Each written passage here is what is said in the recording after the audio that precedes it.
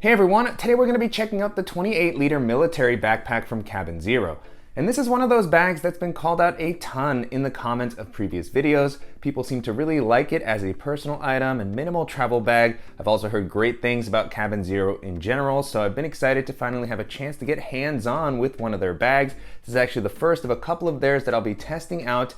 And in this video, I'm going to be talking about what it's been like to use this over the past couple of weeks. I'll show you how I've loaded it out, walk through all the features, and I'll also talk about how it compares to some of the other similar bags that are currently on the market. Before jumping into the video, if you're new here, welcome. My name is Danny, and on this channel, we love reviewing popular travel and everyday carry gear. If you like these types of videos and you'd be interested in seeing more, please consider subscribing as it helps the channel out a lot. So with all that being said, let's go ahead and jump in. Starting off with the overall aesthetic, as the name implies, this definitely has a pretty tactical and functional appearance.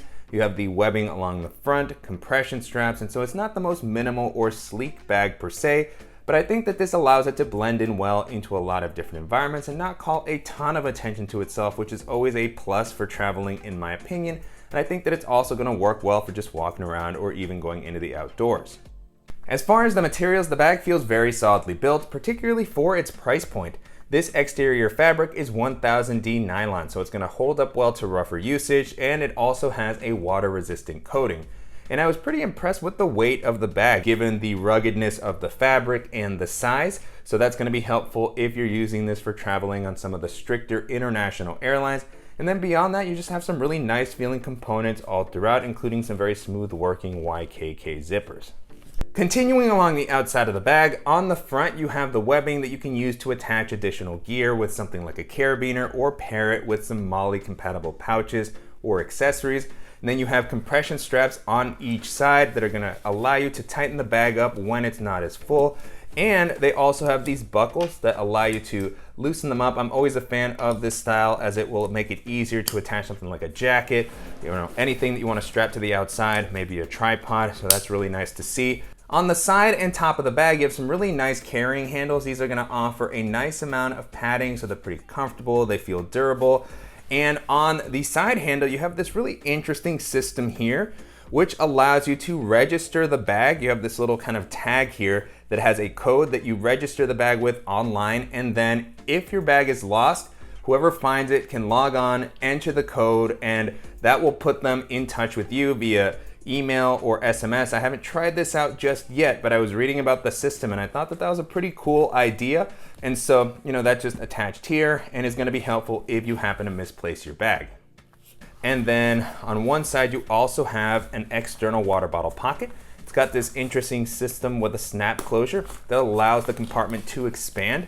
And so I was able to store my 20-ounce water bottle in here pretty comfortably. You can see that it slides in there, so pretty good amount of space. There is some more elasticity, so if I wanted to store something a little larger, it could stretch if it needed to. And then when the compartment's not in use, you can snap that back in so that it stays out of the way or just maintains a cleaner look.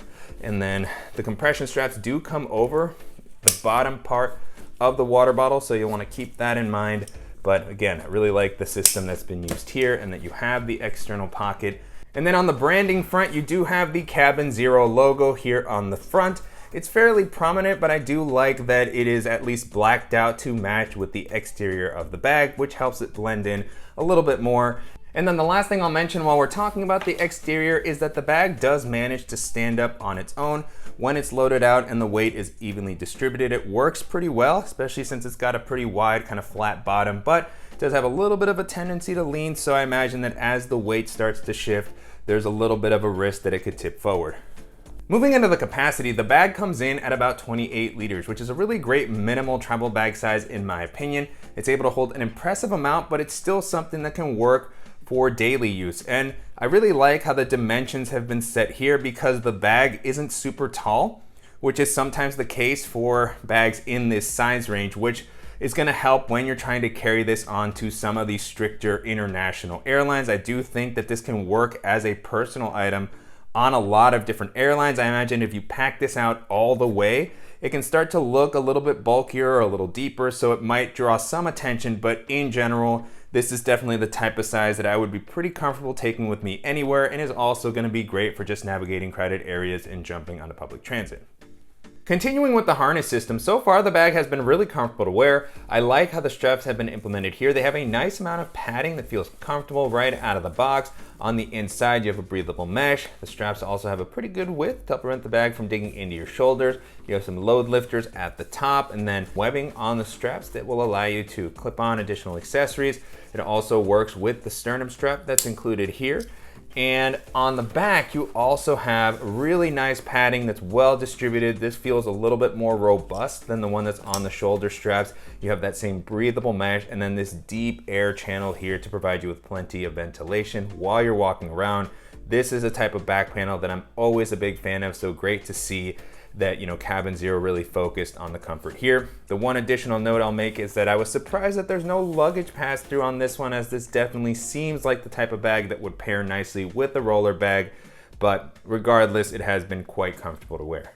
Jumping into the organizational options, the layout here is pretty simple. On the front, you have a zippered quick access pocket with a tall zipper. It's vertically oriented, so this works well if you're using this in briefcase mode or if you swing the bag around, and you have a pretty good amount of space here. It does come up enough to be able to handle a variety of items. At the moment, I'm using this to store packable tote bag from Peak Design. I tossed in my iPad mini. I have a sunglasses case with my sunglasses in it. I also have my USB-C hub and charging cables. Those are all the way here on the back. And then I also tossed in a headlamp. And so it's just, you know, a big compartment that gives you plenty of flexibility, great for pairing with, you know, a pouch. And so there's no internal organization here. It's also pretty dark lining, so not the best visibility, but again, minimal and effective if you just want to toss a couple of things in there and you don't mind them sliding down to the bottom. And then beyond that, we have the main compartment, which does have a pretty wide opening. To be able to access it all the way, you need to loosen the compression straps there. And again, YKK zippers. These are lockable as well, which is great to see, given the travel focused nature of the bag. And so not quite a full clamshell bag, but still allows, you know, this flap to kind of open up for pretty easy packing. And then 28 liters again, particularly with a simple layout like this, it was able to hold an impressive amount. At the moment, I have a minimal travel setup with toiletry bag. I have an extra pair of shoes, and then I have the Peak Design compressible packing cube, the small one, and the medium one. All of those things fit in there very comfortably. And with this layout here, this could definitely work for, you know, your day-to-day. If you want to toss in some pouches and accessories, you know, it's still going to be something that's pretty comfortable to walk around with. And speaking of packing cubes, CabinZero actually sent me a couple of their own packing cubes to test out. These are meant to pair nicely with their bags. And so, you know, I always use the Peak Design cubes just because it's kind of a standard cube that people can use for comparisons, and they're the ones that I use most regularly. But I always like to try out the cubes that were actually designed within the ecosystem of the companies that, you know, put them together with the bags. And so I have a couple of the smaller cubes and then a larger one, and all of those, you know, work well with the shape of this bag.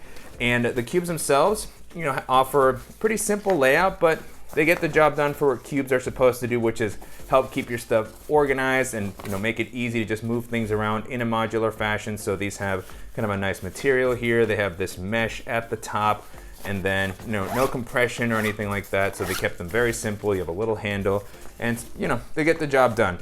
And on the inside of this main compartment, you do have a couple of zippered pockets on the lid. So this top one here has a mesh, so you can see on the inside. Nice amount of space for smaller accessories. I'm using this for kind of my quick access items like my AirPods and my charging cable.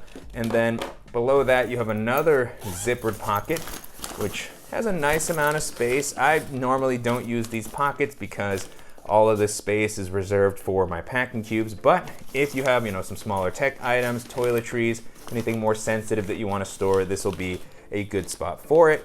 And then the last thing I'll mention in this main area is that on the back, you have a laptop sleeve.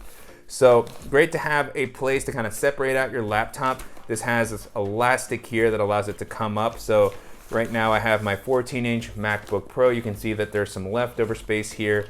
And I think this could handle a 15 or 16-inch laptop. It might get a little tricky to kind of get it out because of the way that the lip comes up here. So it might kind of get stuck, but my 14-incher comes out pretty easily. This sleeve isn't really padded. It's just a simple slip pocket. It is suspended off the bottom of the ground, which I was happy to see. So if you drop your laptop in there, it isn't going to be making contact. And so pulling my device out.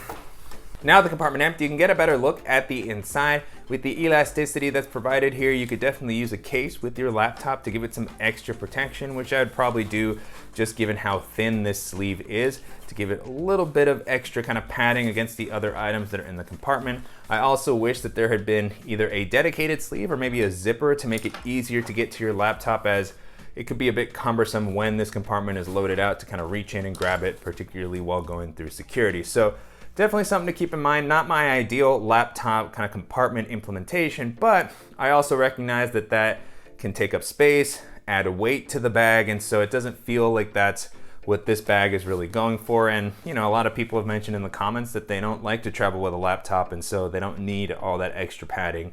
And so, those are the things that you want to consider as you're kind of thinking about how you're going to pack. And I think that this layout and the size work very well. I can see why this is a popular option for people who are traveling more minimally on stricter airlines. I think that, if you're looking for something that's going to be durable, offer a versatile size, and a comfortable carry, then I think this is going to be a really cool option to consider.